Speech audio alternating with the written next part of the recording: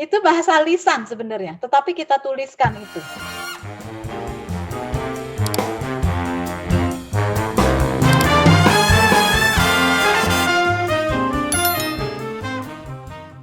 Nah, di dalam bahasa Indonesia, apalagi di dalam bahasa Indonesia yang formal, dalam tugas Bapak Ibu, itu tidak boleh terjadi. Jelas ada perbedaan antara bahasa lisan, seperti sekarang ini, saya berbahasa lisan, dengan bahasa tulis. Ya, karena memang tugasnya beda, fungsinya itu beda. Fungsi bahasa lisan dan fungsi bahasa tertulis itu berbeda. Nah, jadi yang Pak Erwin ini tuliskan, ini adalah bahasa lisan yang dituliskan. Sementara setiap hari Bapak Ibu sekalian itu justru melakukan yang sebaliknya. Bapak Ibu harus menuliskan baru nanti menjelaskan kepada pimpinan barangkali atau kepada masyarakat umum seperti itu. Tetapi di dalam menulis, di dalam memberikan perencanaan, Bapak Ibu sekalian lebih banyak diam dan menurunkannya dari kepala menjadi bentuk tulisan. Jadi tidak diucapkan, tetapi dituliskan. Jadi ada perbedaan ya Bapak Ibu, perbedaan antara bahasa tulisan, bahasa lisan, dan bahasa tulisan. Seperti itu ya. Saya lanjut dulu ya. Nah, ini menarik. Dari siapa ini? Perencana merupakan tulang punggung dalam tanda kutip Bappenas. Pelatihan ini diharapkan dapat meningkatkan kemampuan perencana dalam menulis secara efektif dalam dokumen perencanaan pembangunan nasional. Nah, di sini Nun Sewu dengan siapa ini? Sidayu Ariteja, Bapak atau Ibu kah ini? Apakah ada Bapak, orangnya?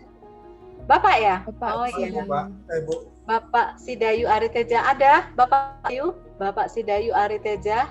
Ya Bu, Nah, maaf Bu, baru dari. Ya, oke. Halo Pak. Nun Sewu ya, Bu. Pak. Ini saya Ya jadi Bu, contoh maaf ada boleh ya? penugasan lain juga.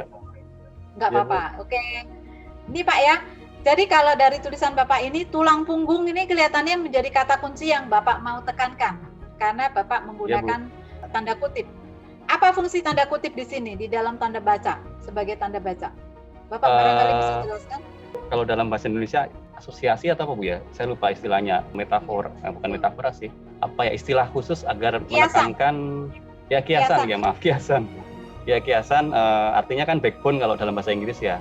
Dia kan kalau dalam bahasa Indonesia kan tulang punggung ya. Ya artinya perencana itu sebagai tulang punggungnya Bappenas karena kan mereka kan sebagai yang mengkonsepkan semua hal tentang perencanaan Bu ya. Mulai dari perencanaan sampai evaluasi dan itu tugas Bappenas gitu. Siap. Dan sebagai lembaga perencana gitu. Betul. Nah, Pak, saya permisi tanya, apa beda kata perencana di awal dengan kata perencana yang ada di tengah kalimat? Kenapa dua-duanya menggunakan huruf kapital? Sama Bu, itu kan kalau perencana kan jabatan Bu ya, nama jabatan di Bappenas ya. Jadi kalau tidak salah, kalau sepemahaman saya kan kalau nama jabatan kan harusnya hurufnya besar Bu ya, P-nya ya. Karena jabatan ya misalkan direktur gitu kan, saya nggak tahu ini benar atau salah ya. Biasanya kan kalau direktur itu kan pakai huruf besar, itu kan ini kan karena nama jabatan jadi dibesarkan Bu P-nya. Itu aja sih Bu. Baik, itu nama jabatan ya Pak? Iya. Oke. Nah, di dalam hal ini kita kembali kepada PUEBI ya Pak, Panduan Umum Ejaan Berbahasa Indonesia. Koridor kita ada di sana.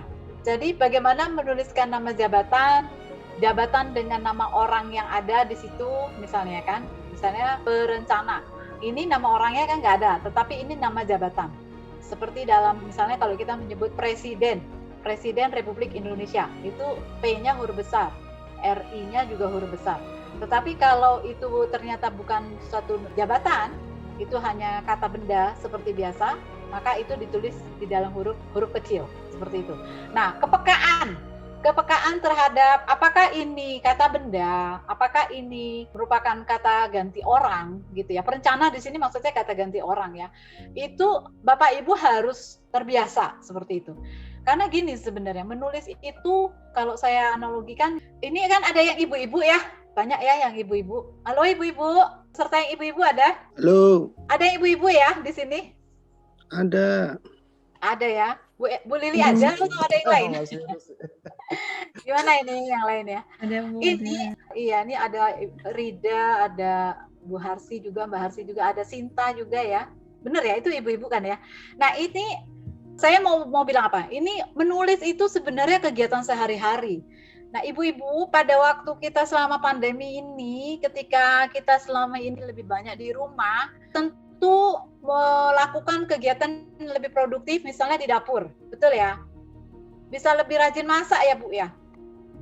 Ya, biasanya kalau pakai analogi makanan tuh lebih gampang gitu untuk dipahami. Nah, sebenarnya menulis itu sama seperti memasak. Kita tuh sedang memikirkan menyajikan satu jenis menu, misalnya apa? Sayur lodeh. Nah, sayur lodeh ini harus kita racik sedemikian rupa, perencanaan misalnya nota dinas atau TOR gitu ya, harus kita racik sedemikian rupa dengan menggunakan bumbu-bumbu yang ada. Ya, di sana kalau nota dinas itu, kalau sayur lodeh itu ya harus ada santan. Kalau nggak ada santan namanya jadi sayur asem. Begitu kan? Jadi nota dinas juga begitu. Kalau nota dinas itu harus ada spesifik yang menjadi ciri khas dia sebagai nota dinas. Bukan tulisan ilmiah, bukan tulisan populer. Kemarin Bu Eli juga bilang gitu dalam pengantarnya, sebenarnya yang paling penting di dalam menulis ini kita bisa mengidentifikasi siapa yang menjadi pembaca dari tulisan kita. Nah, kembali ke soal makanan tadi ya, ini udah pada sarapan belum ya? Nggak apa-apa ya, saya pakai makanan biar sampai lapar. Nah itu kalau kita mau masak sayur lodeh, tentu ada pakemnya. Sayur lodeh itu ada pakemnya, ada bumbu, ada bahan-bahan yang memang dibutuhkan di dalam sayur lodeh. Maka kalau di dalam sayur lodeh itu kita taruh nanas, misalnya, itu namanya bukan sayur lodeh, sudah beda. Demikian juga di dalam menulis sebenarnya. Di dalam menulis itu sebenarnya adalah kegiatan hari-hari. Semakin kita sering melakukannya, semakin kita akan tahu ada bahan-bahan yang tidak seharusnya kita cantumkan di dalam tulisan kita. Ada materi-materi yang harusnya tidak perlu ada di situ, malah akan membuat rasa dari tulisan kita itu amburadul gitu ya, ambiar kata orang sebelah. Seperti itu. Nah, jadi saya mencoba mendekatkan kegiatan menulis ini supaya jangan terasa terlalu sulit. Bapak Ibu akan bisa mengerjakan menulis ini menggunakan kata-kata yang powerful, kata-kata yang Bapak Ibu bisa kenali harusnya ditulis seperti itu atau tidak kalau Bapak Ibu memang setiap hari sudah menulis, setiap hari sudah masak, setiap hari sudah ada di dapur, setiap hari sudah ada di dalam alam penulisan ya, di dalam wacana penulisan. Jadi itu akan terasa mudah. Sehingga contoh kalimat-kalimat yang saya minta tuliskan ini akan segera bisa kita deteksi. Kita seperti dokter spesialis nih. Kita bisa dengan sekelibat kita bisa mengenali ini kalimatnya sudah betul atau belum, sudah memenuhi kaidah apa belum. Nah, itu karena setiap hari sudah kita lakukan. Dan itu karena memang setiap hari kita lakukan seperti halnya kita melakukan kegiatan lainnya di dalam kehidupan sehari-hari. Bapak-bapak yang nyetir, yang bawa kendaraan, yang nyetir baik itu roda 2 maupun roda 4 gitu ya. Coba ingat-ingat dulu waktu pertama-tama nyetir, apa nggak terasa kaku? Ya Pak, terasa kaku ya? Agak deg-degan gimana gitu ya, seperti orang jatuh cinta gitu ya. Beda ya deg-degannya ya. Nah, itu tuh karena kita baru memulai, tetapi kalau sekarang sesudah puluhan tahun nyetir kemana-mana ya, Pak Erwin nyetir nggak Pak Erwin? Pak Erwin masih ada nggak ya? Semoga Pak Erwin bisa bertahan di sisi saya. Kemarin lagi nyetir tuh Bu. Masih nyetir, oh lagi nyetir. Iya ya, mungkin juga lagi nyetir ya. Nah kalau kita nyetir itu kan lama-lama karena sudah terbiasa, maka kita akan sudah hafal bagaimana mengoperasikan setir kita. Demikian juga di dalam menulis. Di dalam menulis itu yang menjadi kelihayan kita adalah menggunakan kata-kata. Di dalam menulis itu yang menjadi kelihayan kita seperti kita meracik bumbu sayur lodeh itu adalah menggunakan kata-kata. Kita tahu kapan kata-kata itu harus digunakan. Oke. Nah, sekarang saya cukupkan dulu untuk yang dari chatroom ini, kembali ke layar utama. Maka sekarang Bapak Ibu ibaratnya semua adalah chef sayur lodeh. Oke? Chef sayur lodeh atau test drive, orang yang ngetes orang mau ujian nyetir. Ya, Bapak Ibu udah paham ya? Sekarang mari kita lihat, suntinglah kesalahan ejaan bahasa Indonesia di dalam paragraf berikut ini. Silakan Mas Hafid, tolong ditayangkan paragrafnya. Suntinglah kesalahan ejaan bahasa Indonesia dalam paragraf berikut ini. Ini satu paragraf. Oke, kalau tadi di chatroom hanya 2 kalimat. Yang ini satu paragraf. Silakan dicermati dulu. Ya, sudah. Ini saya memberikan garis bawah untuk yang saya bantu aja sebagai petunjuk ya, sebagai clue. Di sini ada satu paragraf. Ini ada yang mengirim, ini tulisan peserta ini, tulisan salah satu peserta, saya nggak usah sebut. Yang merasa tulisannya ini senyum-senyum sendiri dulu. Gitu ya. Oke. Di sini secara kaidah berbahasa Indonesia bisa kita lihat, saya langsung garis bawahi itu di atas terlihat bahwa ya. Di dalam kaidah bahasa Indonesia ini seharusnya direvisi. Kemudian transboundary.